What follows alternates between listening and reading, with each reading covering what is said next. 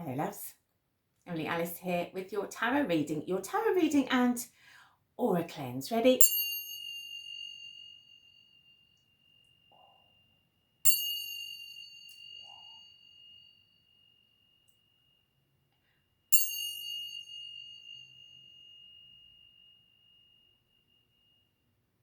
Lovely stuff. Oh, feel it in your chakras. Right, I'm going to start with this inner child oracle. Let's see what your inner child has to say to you. Do you know about your inner child? Do you feel them still? Don't know that we grow out of it that much. Don't know that I did. Right. Be true to who you are. Fear will not stop you from shining.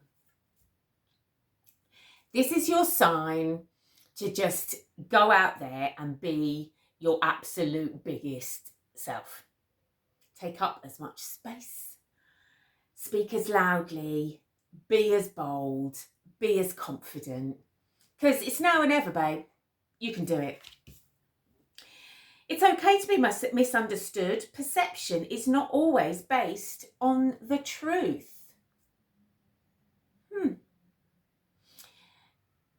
You might have been misjudged in the past and felt like, people didn't really get you. That they made judgments about you that sort of suited them really, that weren't really based in truth. But there's something sometimes about our own perceptions as well, and like being aware of not judging too quickly either. Yeah, especially if you feel you've been misjudged in the past, be aware how that feels and how limiting that is. And the lesson to learn is not to do it yourself, I guess, isn't it? But it's interesting, isn't it, about truth and perception in this post-truth era where the truth is now just what someone says it is and someone else might have had a different truth. A difficult concept for me to get my head around, but it's all about perception, and all we can perceive is what these organs allow us to perceive, but also like the filter of everything we've been through before clouds our judgment of how we perceive what's going forwards.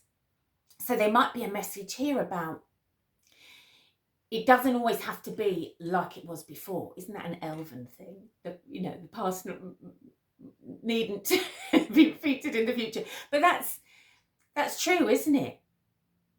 Just because you've perceived things to be difficult in the past doesn't mean that things necessarily will be difficult for you in the future. You can change how you perceive things. In fact, you can change how you perceive what's around you right now, and it can go from dark to light, potentially. Bit of an ask. Find your haven. There's a place of wonder waiting just for you. Where is that place? A little alcove somewhere in your house or in your garden. If you don't have somewhere, this is your sign to create yourself a little haven, a little heaven on earth, in whatever space you can. Squirrel yourself away somewhere and give yourself a little place to meditate and think and get yourself back. Get your equilibrium back.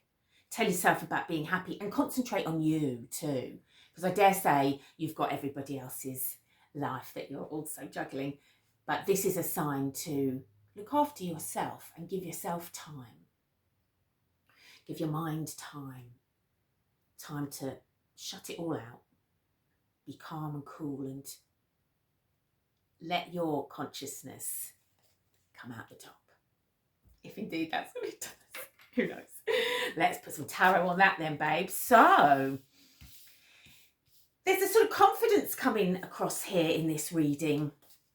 I feel there's an authenticity in you that will not be quashed, squashed, quenched.